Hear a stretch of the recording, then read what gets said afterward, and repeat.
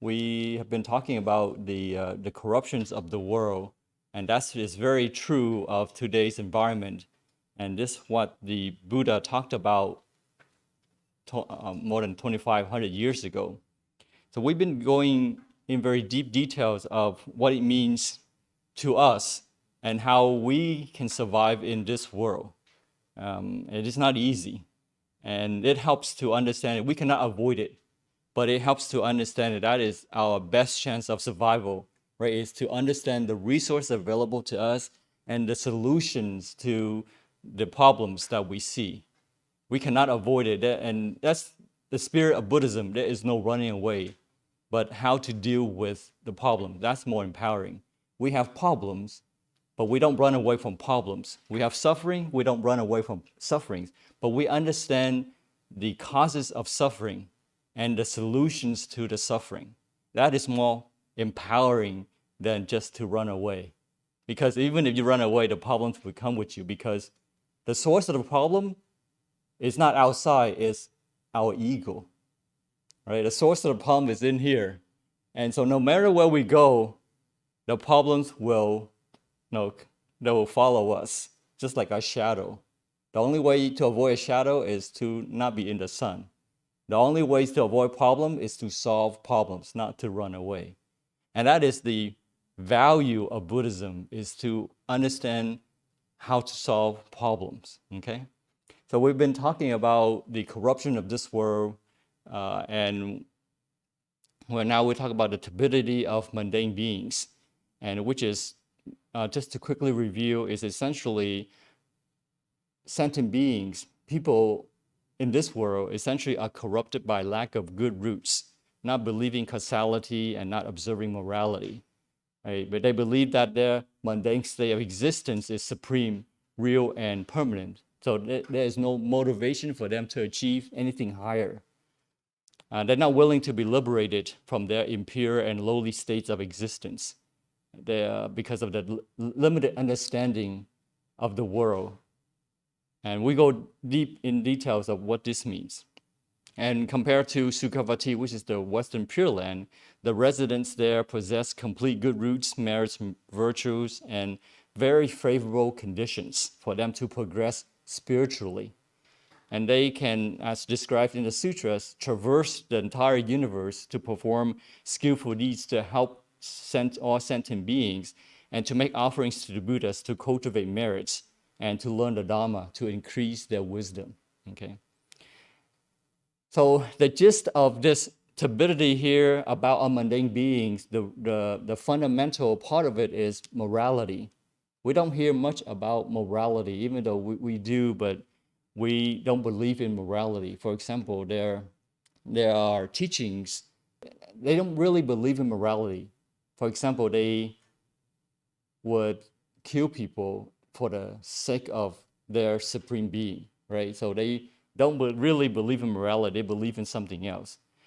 Buddhism is the opposite. Buddhism truly believes in morality because it teaches to do no harm to anybody, including animals, including all sentient beings. So Buddhism teaches loving kindness to all sentient beings, visible or invisible. Buddhism, if you look at it from that perspective, is really exceptional. It's the only teaching that focuses on morality, whereas everybody else, they put their supreme being first. And if somebody else is in the way, then somebody else, that is going to be eliminated, right? So we talk about sila's precepts and morality. Often people, when they see the word precepts, they think of restriction. You shouldn't do this, you can't do that. That's not what it means here. That's very limited understanding. And that's why we study Buddhism. We attend lectures to understand it deeper. It's not about restricting ourselves, imposing more restrictions, imposing more suffering on ourselves. That is not what it means. So if we don't understand what we're dealing with, it can bring restrictions. It can bring more harm and dissatisfaction in life. But once we understand it, doors start to open up and we can see options. Right? Once we have understanding, we have options. If you don't have understanding, you got what you got, right? And we want to have options. Options means freedom. If you want to travel to anywhere in the world and just pick up your bags and go, that's freedom. But if you say, I don't have enough money, or I don't have enough time, even though I have a lot of money but I have no time, or vice versa, then that is still restriction. Of course, we're not talking about being being indulgent, but I'm saying, what I'm trying to say here is, whatever that you want to do in a meaningful way, that is freedom. You can go anywhere you want, do anything you want without any kind of restriction. That's freedom, right? So we want to have options. And studying Buddhism allows you to recognize options. Options are everywhere, but sometimes we create difficulties for ourselves because we don't see the options. Just like we're in this room, dark room, what you have no option is when you're in a dark room and you don't know where your exits are. And you feel your way around. But when you study Buddhism and when you have awareness, wisdom, the room is lit up and you can see exactly, this is to the closet, that's not an exit, that's an exit. So you have options. You have options to stay here or to walk out this room. That's option, that's freedom, right? So when we study Buddhism, we discover there are options. And we not only hear about those options, but we can really see those options. And not only see those options, but we exercise those options, right? And last time we talked about the first precept, which is abstention from killing. That is more on the negative aspect of it. The more positive aspect is loving kindness. I won't repeat it. For those who are new, you can go back to the last lecture, and we go very deep into it. It's not just about no killing, but it's how we do that impacts the society. It's very deep in the sense that it's not just about not doing anything, not doing harm, but the things that we do, the small things that we do can have big impacts on the society over time, right? So today we want to focus more about the second precept, abstention from stealing, or abstention from not taking what is not given. Abstention from taking of what is not given, all right? That's more on the negative side. The positive aspect of that is generosity, giving, helping others, okay? So the second precept is not just about not stealing, but it's more like not seizing, grasping that which is not given. Right? If something that's given to us, we shouldn't appropriate it. It doesn't belong to us. So it means not taking or appropriating which another is not willing to give. So needless to say, we shouldn't be forcing, blackmailing people so that it doesn't show that we're taking, but they're being forced to give, right? Hey, I'm not taking money from that person. He's giving it to me. Well, you're using blackmail to force that person to give to you. So that's another form of stealing. And that we shouldn't be doing to another what we do not want others to do to us. So, taking the not given is therefore a form of violence, because we're taking, just like the first precept where we're taking life of another being, that's violence, right? But same thing, when we take possessions from another person, that's a form of violence. I was reading a book by Thomas Friedman called Alexis and the Olive Tree. That was about 15, 20 years ago. And the Lexus here represents manufacturing, represents technological improvement, because the Lexus is a very popular car, right? Brand. And olive tree here represents your root, something like peace, your root, your culture. So when you hear the book, in this book, he's talking about globalization, how when you enter this globalization, you have to choose between economic growth or your root. Because once you are plugged in, he coined this, they call electronic herd, where once you're in this electronic herd with bonds, stock investments, there's no going out, no going back out, because once you're plugged in, you are plugged in. If you want to get out, it's going to be very painful. But here, how it's related to not taking what is not given, is that it's a form of violence. Nowadays, the world fights a very sophisticated war, right? The war is always ongoing. We just don't see it. Unfortunately, today we do see war where weapons are being fired, right? They're using weapons to fire at each other. But behind the scene, there is another form of war, and that is the financial war, right? There is a state can wage a war without ever firing a weapon, and they're fighting a financial war, and they can cripple another country by depriving them, those of financial access or restricting imports into lucrative markets. Right? That's how you can cripple a state or a country. So in this book here, The Lexus and the Olive Tree, he talks about the globalization, and there's a chapter called Electronic Herd. And essentially, it's a source of economic growth, and at the same time, it is an intimidating force that can even topple governments if it swings. Countries need this electronic herd. They need to be plugged into this electronic herd in order to have this economic growth. And the electronic herd, what is electronic herd? Electronic herd, he calls a global, is essentially a global investing of stocks, bonds, and currencies. And it's made up of the faceless stock, bond, and currency traders sitting behind their computer screens all over the world. So we are part of the electronic herd if we invest, right? And Freeman writes in his book that countries cannot thrive today without plugging into this electronic herd.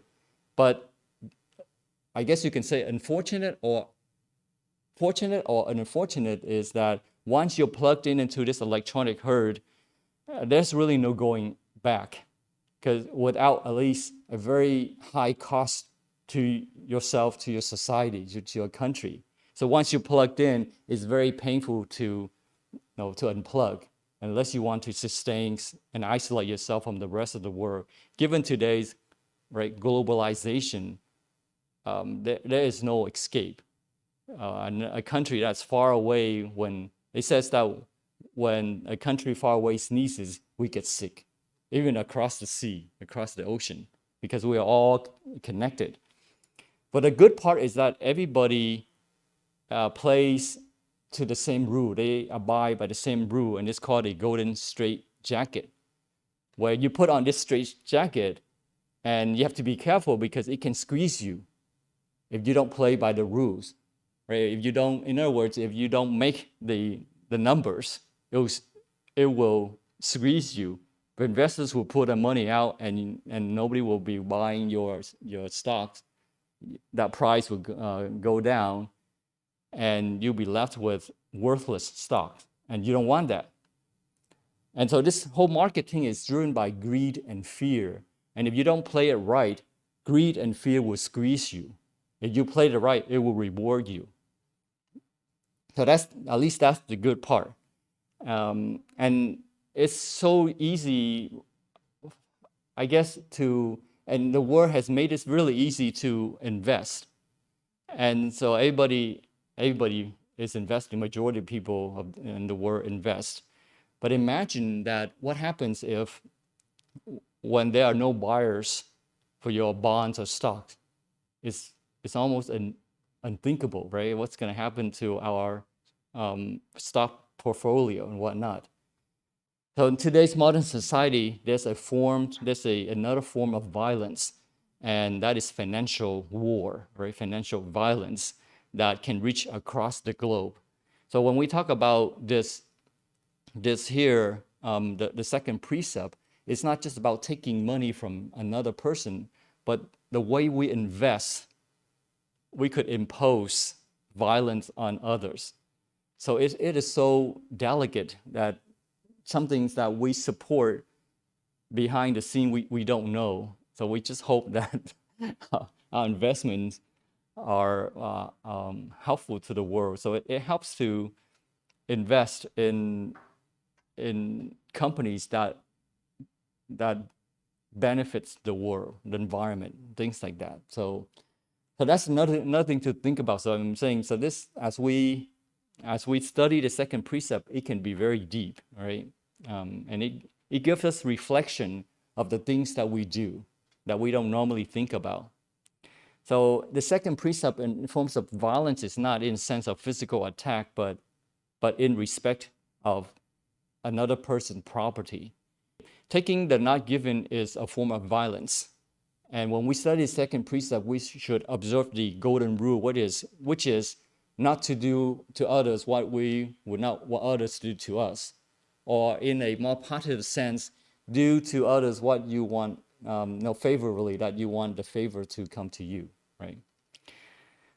When we talk about in the golden rule, there is a sense of power mode and love mode that we talked about last time. And this is also applicable to the second precept. Generosity is the love mode that and it's more positive aspect of the second precept. This may sound egoistic, but the reality is without merits, without karmic rewards, one will fall behind in all aspects of life, economically, socially, even emotionally. You will be at a disadvantage. So that's when we practice generosity, we are creating merits, karmic rewards. We are adding value. And when you do something to help people, you are adding value, right, to that group or to society. Society and technology change very rapidly. It seems that as time goes on, it changes faster and faster, right?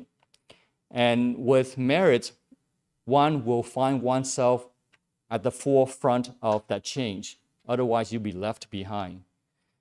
I'm saying this not in a sense that we want to compete with other people, but we don't want our path towards our goal of enlightenment to be full of difficulties.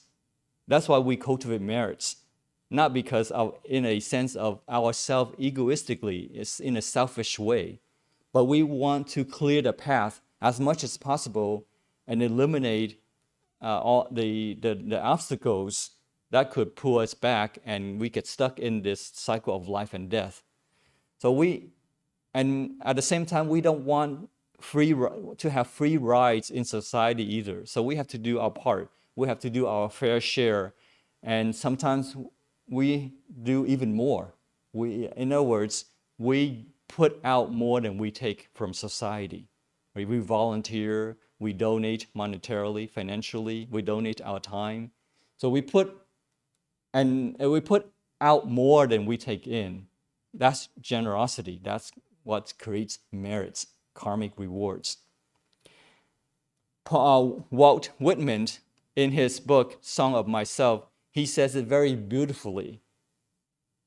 Behold, I do not give lectures or a little charity. When I give myself. Right? You want to have that kind of attitude. When we study something, we want to be fully engaged. We want to be fully committed. And that's what takes us success. If you're half in, half out, you never go anywhere. You'll be pulled in different directions, emotionally, psychologically, mentally. You'll be pulled in different directions. But if you are one person heading in one direction, then you will definitely get to your destination. Does it make sense? Right? So this is very encouraging, right? When we give ourselves to it. Right? When we study the Dharma, we give our full attention, not reading the Dharma on one hand and flipping on YouTube videos on the other hand. It's not integrated. We want to be fully focused and so that we can move forward. Right? We don't want to give a little. We want to give as much as we can, our ability, that we can help others. Okay. So this illustrates a difference between love mode and the power mode. Love mode here, love here that gives itself. Love is the self-giving of person to person, complete abandonment of any advantage derived from the power mode. But in the power mode, you give because you seek something in return. You make a political contribution because you want that political influence or support. That's giving, but that's with the power mode. Companies who go out and sponsor charitable events, well, they do it for the name of it, right? They want to put the big name on the banner. Or people who give to universities with the conditions that they put the name on the building, right? So that's giving in a sense of power mode. Whereas love mode is you give because it is needed. It's the right thing to do without seeking advantage from that giving. So generosity is a giving of property to a person. So love exists in its fullness. There is no question even of generosity. So in a sense, it is incompatible with a sense of ownership. With generosity, you're giving away. You don't own it. Ownership is you retain that object. But generosity is you give it away, so it's really incompatible with ownership. So when you practice generosity, you are practicing common ownership or sharing. When you give, you really don't lose it. In a sense, it comes back to you in a different form. When you help somebody, it is not necessarily that that person helps you, but you will receive help when your need arises. A stranger will come to help you. Somebody will be there to help you. It's just a natural response from your action. Right? Does it make sense? Right? So in a sense, you don't lose anything, but that is not the primary focus. It's just a natural reaction to that deed, that karmic deed. In bodhisattvas, they practice generosity at the highest sense. Meaning that they are to have this giving, the generosity. Three things need to happen. One is that you have a giver, somebody who's willing to give, and two is that there is a recipient, somebody who's willing to receive your gift, and thirdly, there's got to be a gift to give. To bodhisattvas, there is no difference. They are not egoistic about that giving, and they're not egoistic about the gift or the receiver. So this kind of generosity is what constitutes the positive form of the second precept. You give because it's the right thing to do. There is no egoistic attachment or pursuit about it. So to be a complete person in practicing the second precept, not only do we not take what is not given, but we give what is needed of others. Right? If other people need something, we give. Right? So that's the second aspect of it. Does it make sense? Right. There are two components to generosity, to the second precept, which are gratitude and indebtedness. Gratitude is that you feel grateful, right? When somebody has helped you, somebody has given their time or their resources to help you, so you are grateful. And it is primarily an ethical principle, not to be content to confine ourselves. So in other words, you feel grateful not because you feel guilty of accepting that gift, but you feel it's an ethical response. It should be liberation to that, not confinement. Right? When somebody helps you, they should not expect you to pay them back. A bodhisattva will not expect you to pay them back. So you don't feel like, oh, I'm now in debt, no, to your help. That's not what a bodhisattva would want you to feel. So we should not. So this, in the meaning of gratitude, we should not feel guilty in accepting other people's help. And some people are very humble and they're very afraid of asking for help because they don't want to feel guilty. They don't want to be in debt to other persons. And that is not very skillful because they're egoistic. In other words, their ego is very big. They don't want to ask for help because I feel like I'm the man. I'm a man. I don't ask for help. I have a flat tire. I can fix it myself. A man should not ask for a call AAA to to inflate the tires. Should be able to inflate your own tires. That's what a man is, right? So that's not what it means here, and we don't want to feel guilty in accepting other people's help. That is not the second precept. It becomes ethical formalism, and that is not going to lead us to enlightenment because we are still very egoistic about ourselves. We feel very prideful of ourselves to ask for help. That is going to be a big hindrance, right? So among the various forms of taking the not given, there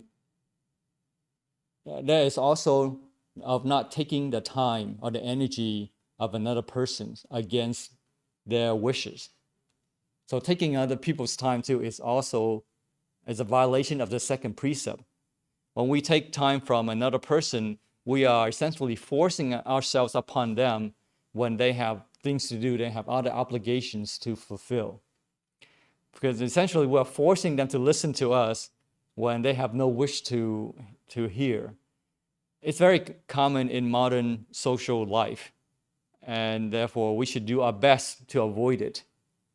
Taking energy, vitality of another person is closely connected with taking their time. And time is very valuable and cannot be replaced, so we should be respectful of other people's time. Here, one forces oneself upon another to listen to one's complaint or appeals, eventually reducing them to their exhaustions or nervous collapse. We don't want to do that. That's very unskillful. The author calls this human vampires, sucking up all the time of another person. We don't want to do that. But this is not to say that one might not take the time and the energy of another person, and even to drain them if one really needs to do so, and if they are themselves willing to give. For example, we should work hard for the good of the Dharma, right? And for the benefits of those around us. So even if it can be very tiring and time consuming, but if it's the right thing to do, then we should do it, right? So we have to balance that. So should there be an activity that is beneficial, then we should not mind calling upon help, right? Even though everybody's busy, but this is a good thing to do, so everybody should contribute, right? So when you are given something you need, it is very natural to be grateful, and we should be free in doing so and be willing to feel grateful and not to feel guilty. If you do not feel grateful, then something is wrong. If somebody has helped you and you don't feel grateful, then that is a sign of emotional or psychological anomaly, or even damage, right? Something's wrong because it's not natural, it's not human.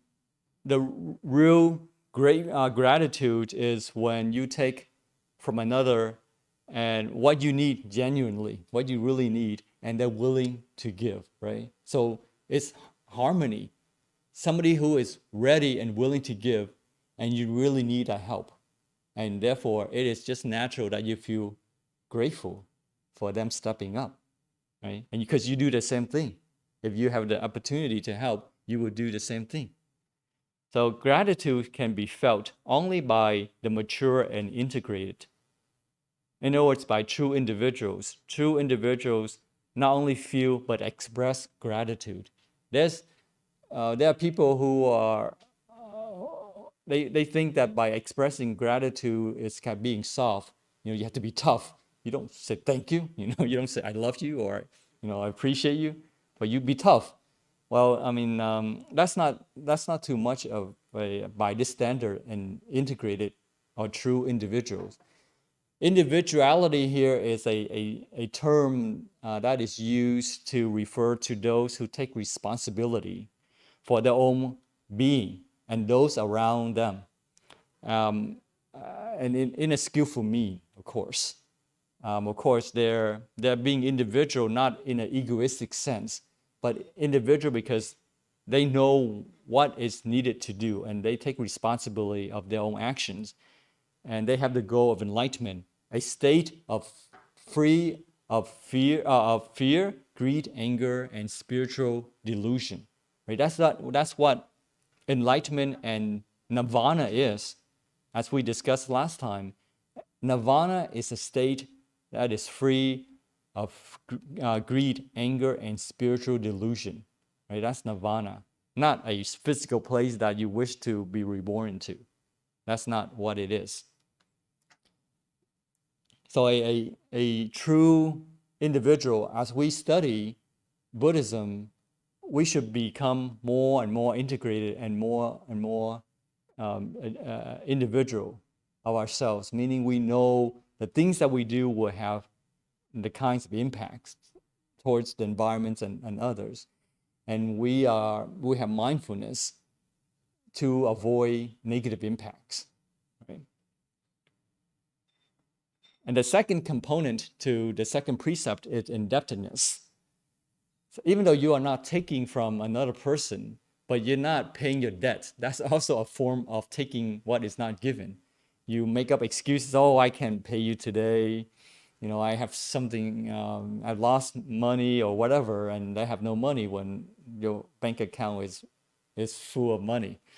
You're making up excuses, so that is the violation of the second precept too.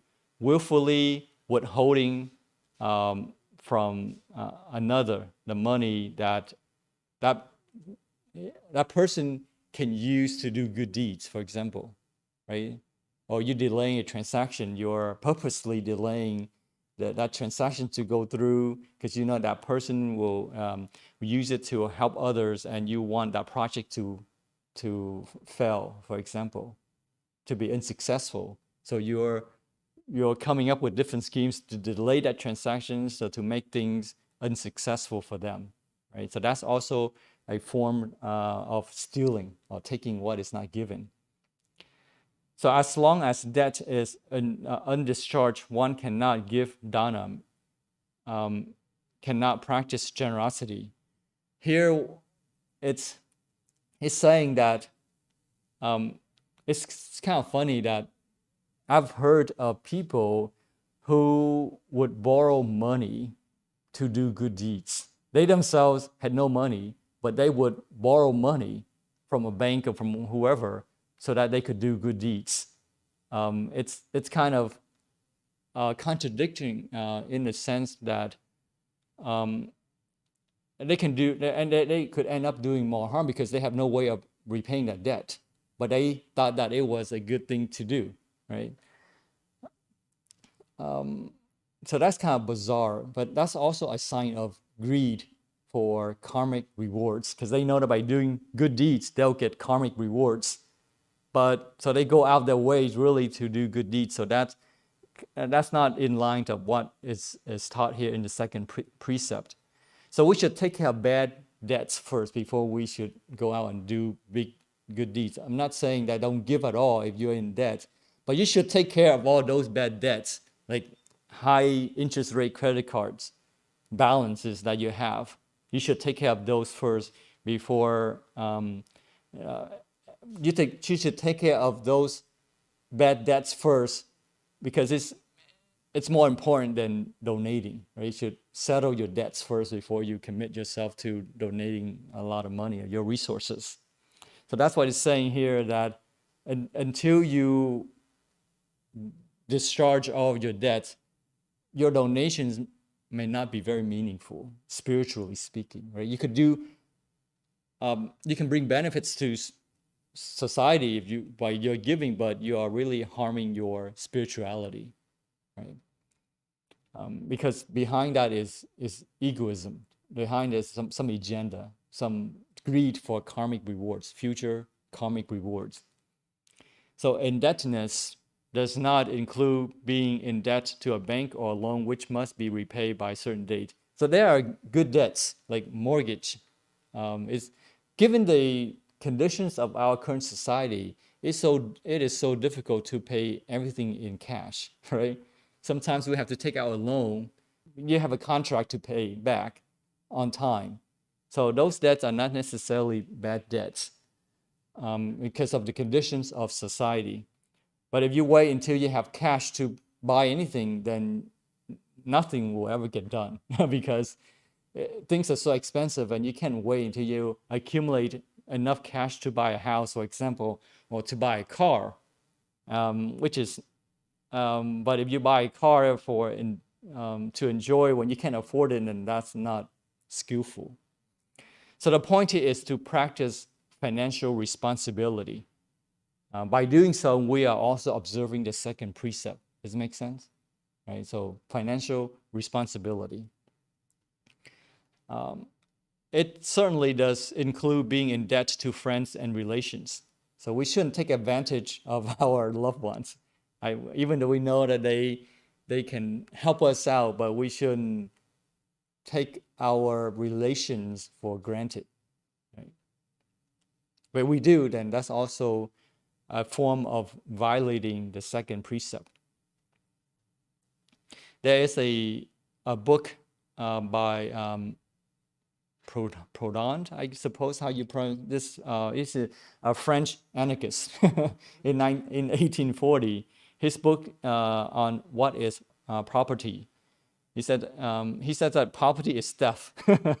If you own property, then you are a thief, essentially.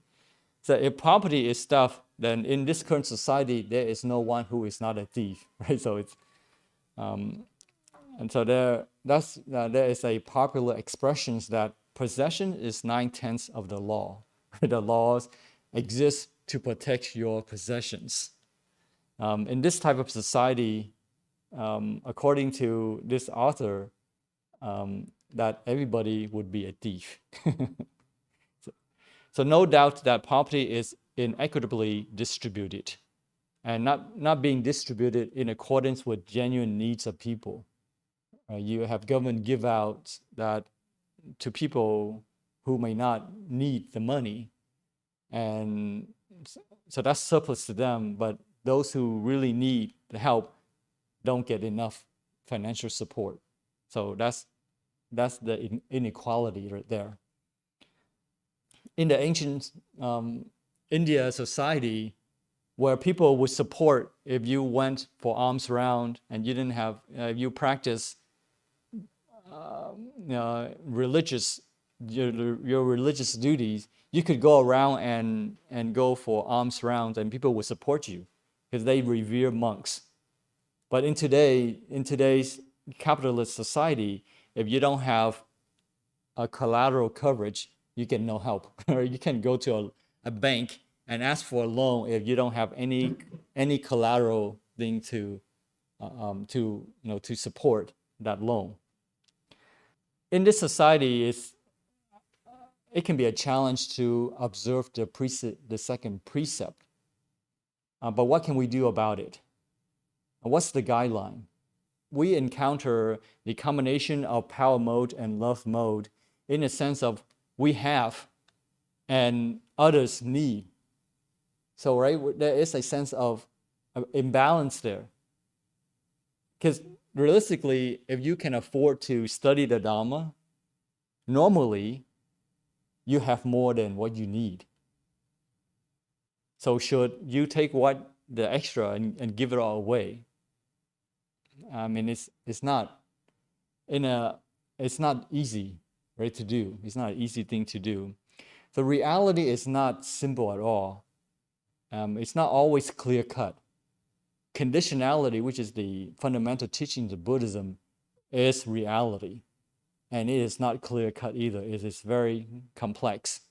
And the only way to understand it is to learn it. So that's why we learn the Dharma, is to help us to navigate, because if you are true to yourself, you may feel guilty about learning the second precept because like, oh my gosh, I have a lot more than what I need. What should I do? Right? So that's not the whole point of the second precept here, is to beat you down and to make you feel guilty. That's not what it is here, but to empower you to exercise your option. We have options. When we have freedom, we have options. That means if you have financial freedom, then you have options, financial options. You can buy as the things you want or need, and you can, there's no restrictions. You can buy anything that you want, right? That's financial freedom. But we should not take this second precept as a way to beat us down, to make us feel guilty. I want to illustrate how difficult complexity, the conditionality is. In Nikaya Ananda, the Buddha's personal attendant, he says that it seems very clear to him of the dependent co-arising, which is conditionality essentially. He says that it's very astounding, it's very deep, but he can understand it all. So the Buddha replies, do not say that, Ananda. Do not say that. Deep is this dependent co-arising or conditionality. Deep, its appearance.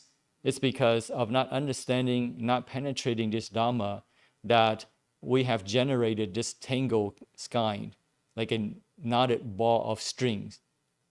Does not go beyond transmigrations, beyond the planes of deprivations, woe, and bad destinations. What this means is that because we don't understand conditionality, that we have suffering for ourselves. We create suffering for ourselves. Said it differently, not knowing what we suffer because we don't understand the conditions of our existence. We don't understand why we're here, what to do with our lives, and how to move from here. And we don't know of the conditions of our existence, or we don't want to change. We are not flexible. Therefore, when problems come, we get broken because we are not flexible enough. We don't understand the conditions of how to navigate and how to find solutions. So that's what the Buddha is saying, that when we don't understand conditionality, we don't understand the conditions of our existence, the more that we do, the more entangled we become. We become like an entangled knot, like a ball of strings that you get all tangled up, and the more you try to pull, the more what happens? You tighten the knots even more, right? So that's what we're trying to do, is like we struggle with life, and we find that life gives us more difficulties. That's what's happening, is the more you stretch, the more tightly you are pulling on that knot. And of course, you can never unknot it. And that's the conditions that the Buddha is illustrating of sentient beings, that we struggle and we put in more effort, but we are binding ourselves even more and creating more problems for ourselves because we don't understand conditionality, right? 缘起, 缘起, right? So there is no one who controls conditionality. It's fortunate and unfortunate at the same time. Unfortunate if you don't understand it, you'll be in the dark. Fortunate is that you understand that everybody is affected by it, but yet they can influence it. So if you're smart, you will provide the proper conditions to arrive at the right conclusion, the right results. For example, if let's say there's fear, financial fear, or even fear of death. If we don't understand the conditions for that fear, the causes for that fear, then we will go around haywire, trying to find a solution. And the more that you try to, let's say there's fear, and you try to resolve that fear by accumulating more resources to help you feel safe, secure, you end up creating more fear. Why? Because the more you have, the more fear there is to be losing those things. So you are tightening the knot even more, right? By trying to accumulate more, thinking that the more resources you have, you will feel more secure. More money, you will feel more secure. But you realize that it brings you more problem, right? So more money, more problems. Who's the rapper? Yeah, Notorious B.I.G., right? Yeah, Notorious B.I.G. More money, more problems. So he's speaking the Dharma. And you never realize that, right? So that's what it means that you don't understand conditionality. You create more problems for yourself because you tighten that knot even more, right? By accumulating more. To understand the reason why is that fear, we look at the four noble truths. There's suffering because of egoistic attachment. There's suffering, there's fear because possession. There's craving. When you want something, before you have that, you have suffering for not having those things, right? Not having enough money, not having enough love, whatever. But once you acquired a new car, money, then fear arises, fear of losing. So that's what it means here, that we don't understand the conditions for our state of existence, there will be fear. So how do we resolve this fear? Well, we go the opposite. If it's the ego that causes suffering, then we should go the other way, is to not be egoistic, to not have this egoistic craving, attachment to something. Even if those who want to attain nirvana study Buddhism because they want to be in nirvana so much that it creates fear of people disturbing them, fear of failure, because they want to protect themselves. Therefore, it causes fear. Does it make sense? So even in spirituality, if you don't understand conditionality, you can bring fear to yourself and suffering to yourself. And that's what the Buddha is saying here, is that because we don't understand the Dhamma, the conditionality, that our lives become like a knotted ball of string, all tightly knotted, that we can never untangle. And so going back to the example we talked about, electronic herd, where there is no single person controlling the market. Even the government can't control the market. And no single person on earth, no matter how powerful that person is, cannot control the market, the electronic herd. But once you're plugged in and you wear this golden straitjacket, you have to play by the rules. In other words, if you don't understand the conditions for your investment, you will be driven by fear and greed, right? Fear, when there's fear, you sell, and there's greed, you buy. So you end up buying high, selling low. So essentially, the market is squeezing you, you'll be losing financially. So the straitjacket would fit comfortably when you operate with generosity, instead, as opposed to greed and fear. So in other words, you know your financial goals while you're investing, and you invest responsibly. Unless you know what you're doing, you shouldn't be borrowing money, leveraging, your positions, and then invest.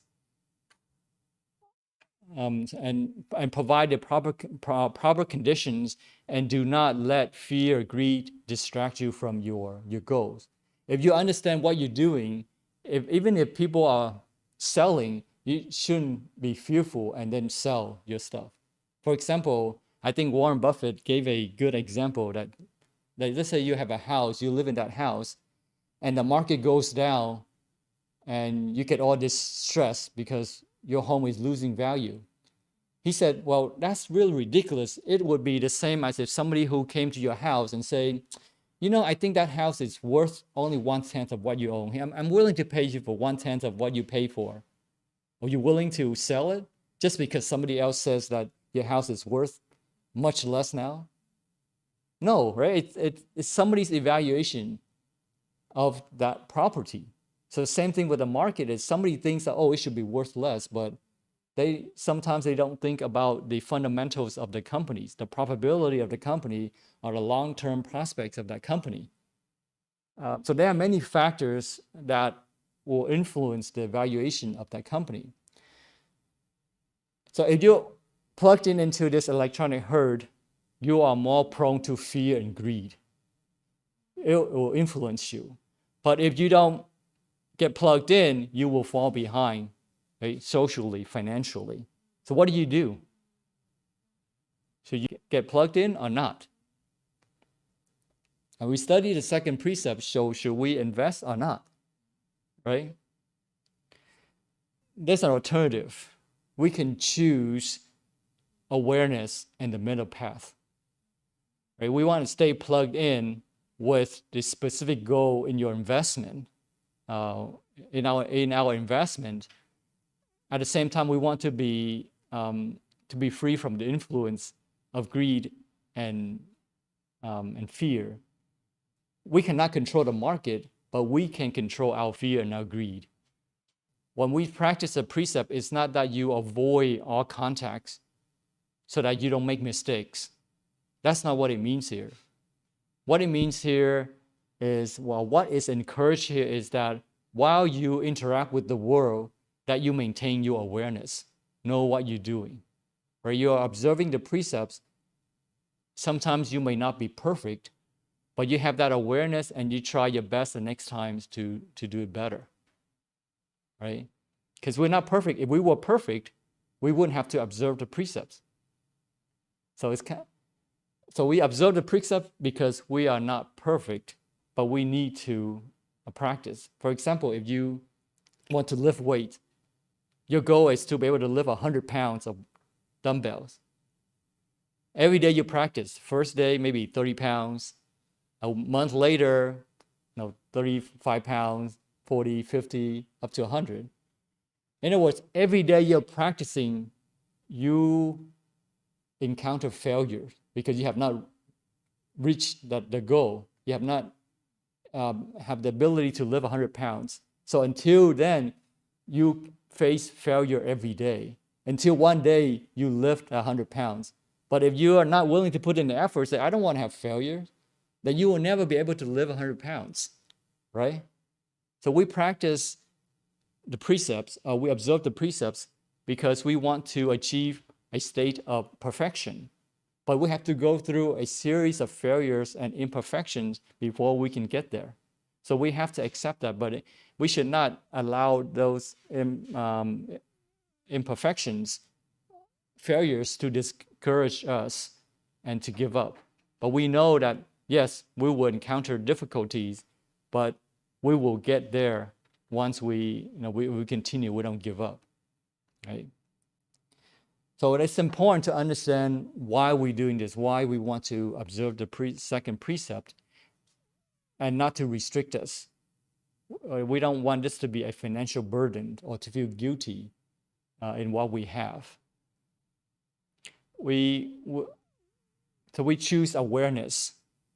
And at the same time, when we invest, we should also invest in generosity, cultivating merits, right? Doing good deeds, kind deeds, and practice generosity. When you cultivate merits and wisdoms, you can avoid worldly traps, meaning that you will be able to evade the traps of fear and greed, right? You don't quickly buy just because everybody's buying, and then quickly sell because everybody is dumping their shares. We want to live a comfortable life, but not in a sense of indulgence, but comfortable enough to have this mental, psychological, emotional motivation, right? We want to have that source of motivation because it's very difficult to be beating yourself up to live in a very drastic conditions in a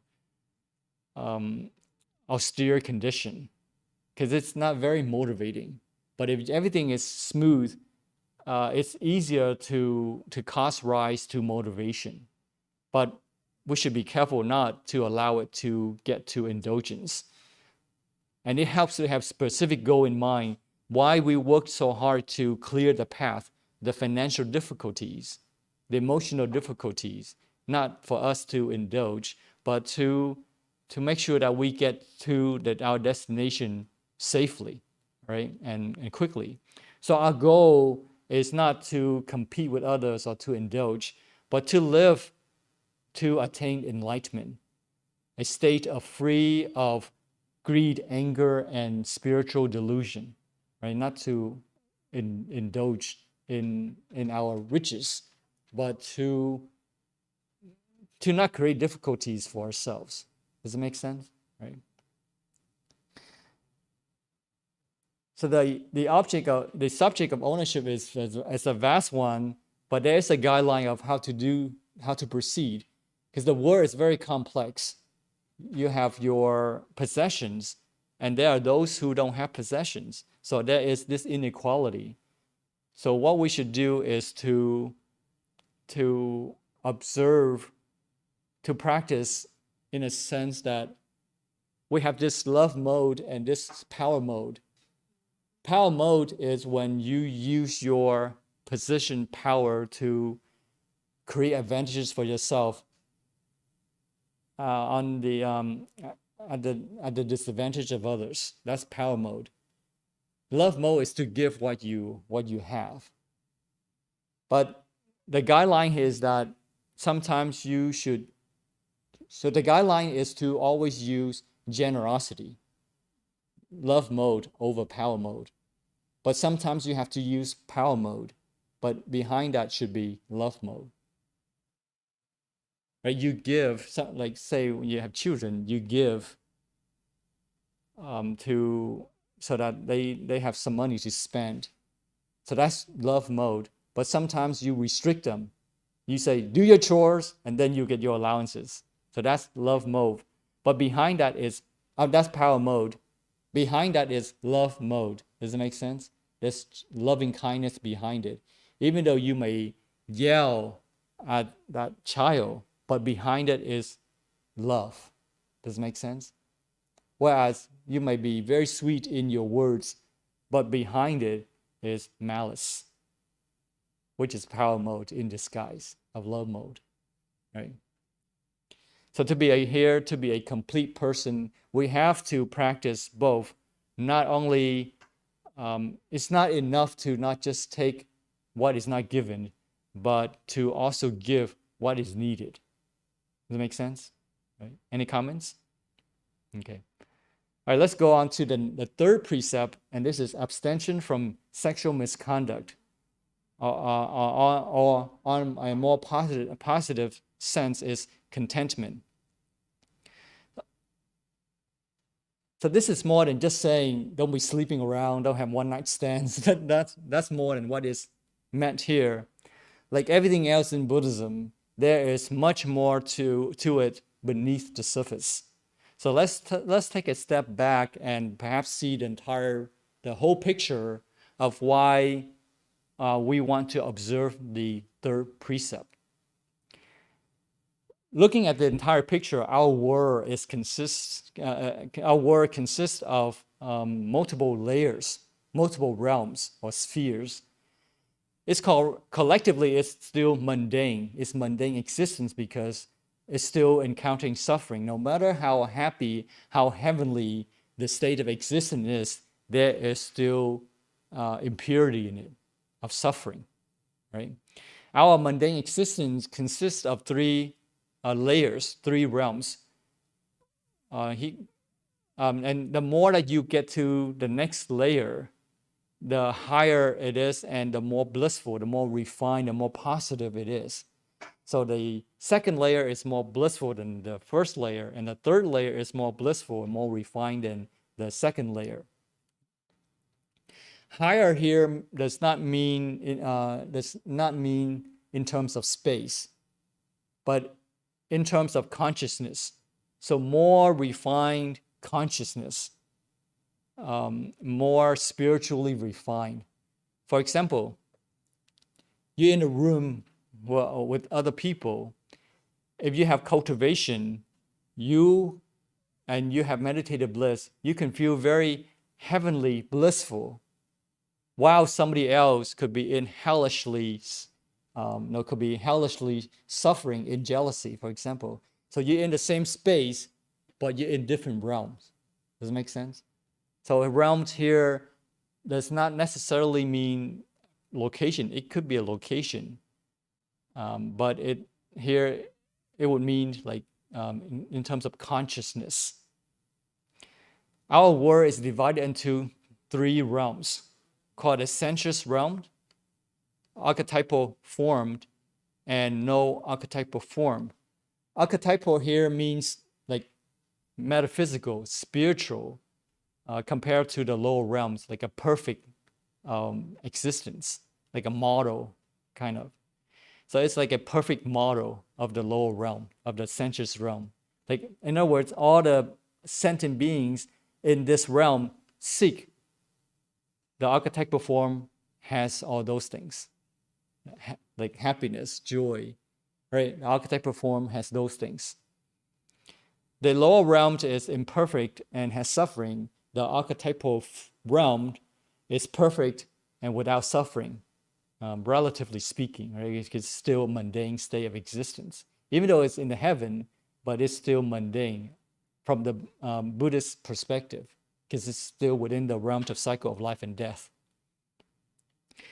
The plane of sensuous desire comprises the hell world, the world of hungry ghosts, asuras or anti-gods or demigods, animal, humans, and lower gods. That's a sensuous desire. And they are all driven by the 5 desires. The 5 desires are wealth, fame, affection, foods and drinks, and rest or sleep. Everybody in this realm, the sensuous realm, has those 5 common goals, desires.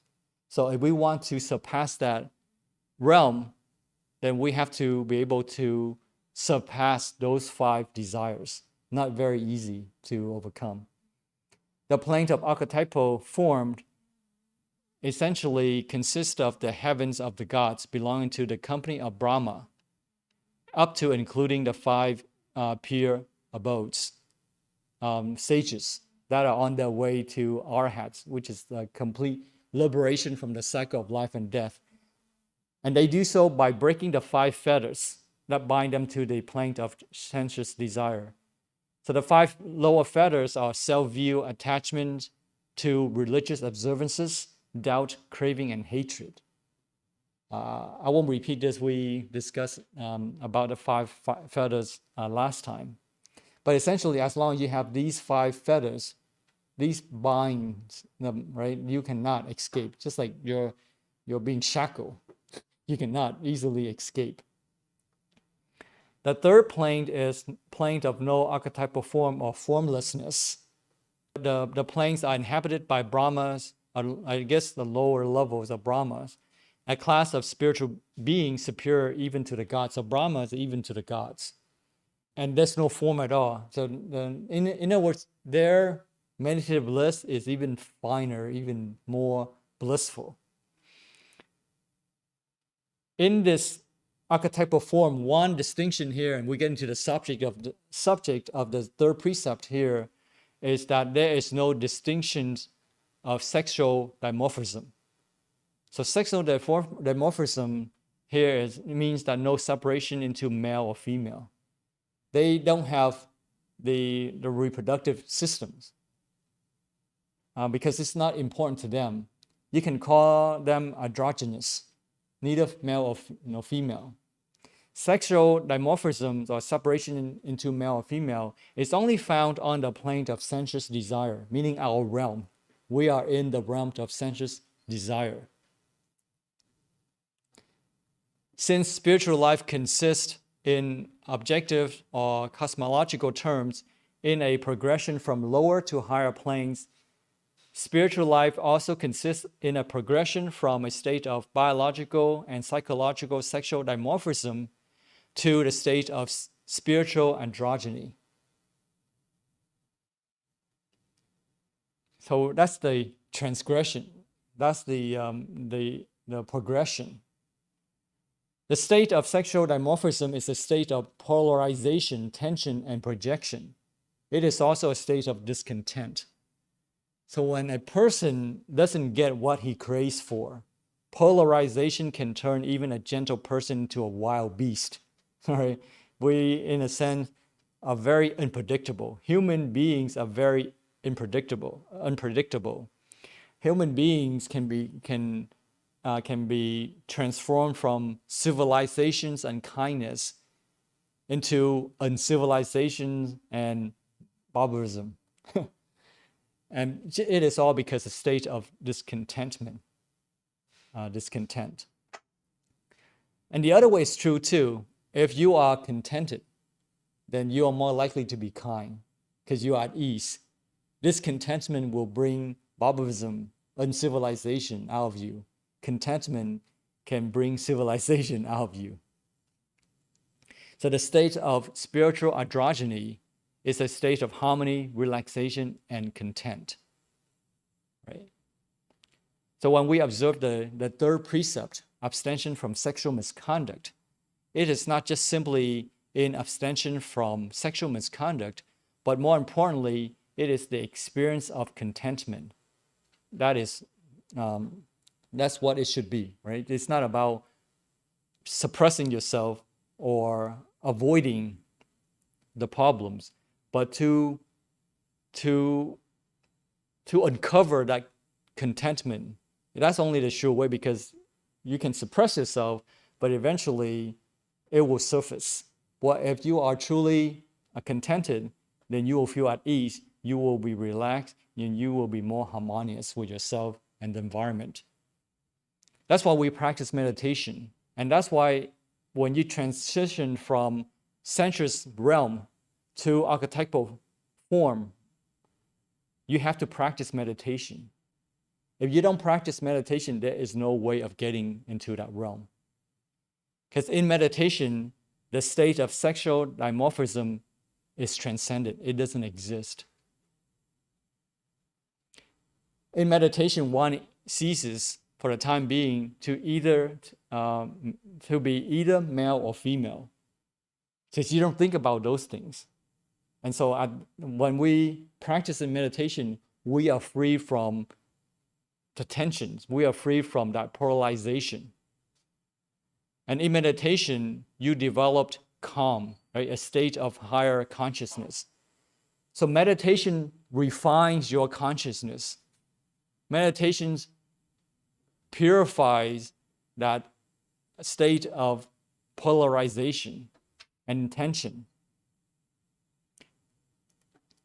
In meditation, there's balance and positivity, because you're not being pulled or pushed in any sexual direction, because you don't think about those things. That's how you can transcend it. As long as you're stuck in the sensuous world, you will be pulled in either direction. So while meditating in the sense of actually experiencing dana, you're actually experiencing it. One is therefore a diva or Brahma. So when you have this meditative bliss, you may be living a normal life like everybody else, but in actuality, you are living in heaven, because your mindset, your consciousness resonates with the divas, Brahmas, and not the sensuous animals, the animalistic part of it. We have our animalistic part of our consciousness and our diva part of the consciousness. We may live a normal life. We may possess a physical human body, but we are living in the world of the devas. That's what meditation allows you to be. So in the third precept, abstention from sexual misconduct, there's something that's called celibacy or chastity, and there's a term called Ramachaya, and that is to live like a Brahma, to live in the world. So when you practice celibacy or chastity, you are living like the Brahma, pure in conduct, thoughts. Right? So it's not merely abstaining from sexual activity, but transcending sexual dimorphisms on which sexual activity and sexual desire are based. So it's not just good or bad, or trying to subdue bad so that you can be good, but it's more of becoming pure, right? You are transcending good or bad, because good or bad are relative.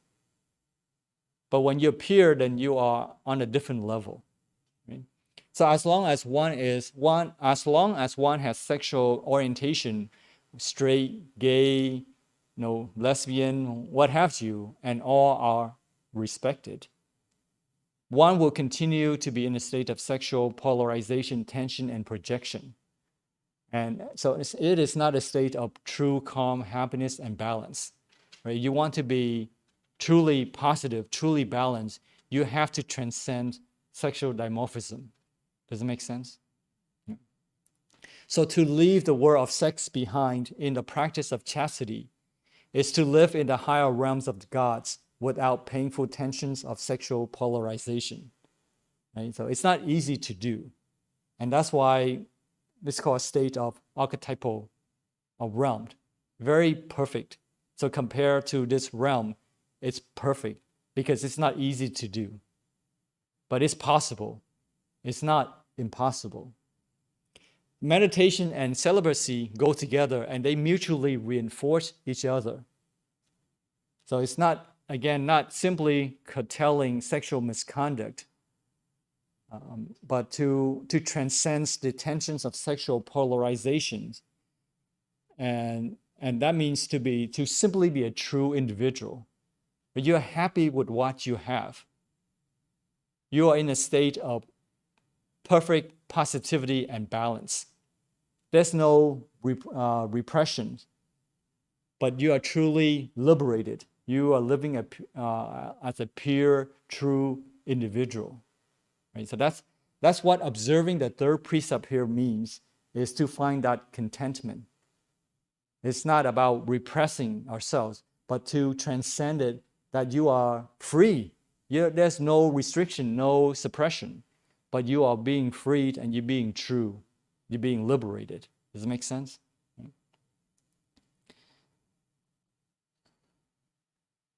So again, to practice, to observe, truly observe this third precept, not only that abstention from sexual misconduct, but one must experience contentment. Should not think of oneself as being either man or woman in any absolute or exclusive sense. From a Buddhist perspective, it's easy to understand because we have lives in the past where we could have been a man or woman, and now we're taking the form of a man or woman. Not necessarily that's who we are. So we're not being egoistically attached to this current life and say, this is who I am. I'm a man, or I'm a woman, or I'm whatever. But we have been in different roles, different forms. So from a Buddhist perspective, it makes no sense to say you are absolutely a man or you are absolutely a woman. It makes no sense because which lifetime are you talking about, right? So it's the beginningless series of one's existence. One has been both a man and a woman many times. So that's and even a God too. So that's a Buddhist perspective. So it would seem quite ridiculous to think that just because one happens to be a man or woman in this life, that one will be a man or woman forever. Right? That's not what it means here. Because when we have this kind of thinking, then we are forcing ourselves into this fixed thinking that we cannot change. We can never be better. We are continue to be a human full of suffering, and we can never get to the realms of the gods or to enlightenment like the Buddhas, right? So we should not have that kind of fixed thinking that limits us.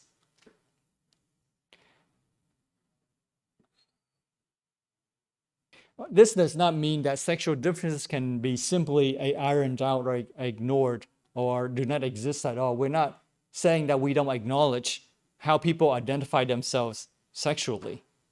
And that's all fine, because that's how they feel comfortable with, and that's how they identify themselves. But we're not saying that we should negate all sexual differences, right? We're not negating other people's identifications. That's not what it's saying here. But not to be confused with the ideals of spiritual androgyny. The spiritual life is not negation, but transformation. Not evasion, but progression.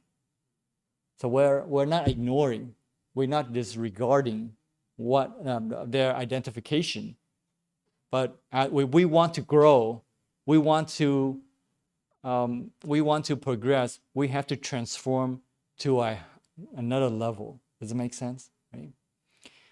So when we say transcendental here, it doesn't mean that to escape to some spiritual realm that is above or beyond the ordinary reality. But it is an awakened state, a way of knowing reality that entirely transcends the ordinary. So when we say transcendental, transcended, it's not to go somewhere else, but to understand reality. And to understand reality is to understand conditionality, to understand the conditions that have resulted in our state of being. Right? That's, in other words, not to run away from problems, but to understand the conditions so that we can resolve problems. Does that make sense? Right? So the third precept here is really more about contentment. The progressions from an absolute identification with one psychophysical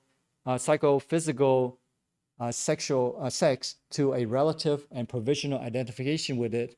So from that fixed identification to no identification. No identification here doesn't mean that you're confused and you don't know who you are, right? You have no idea. That's not what it means.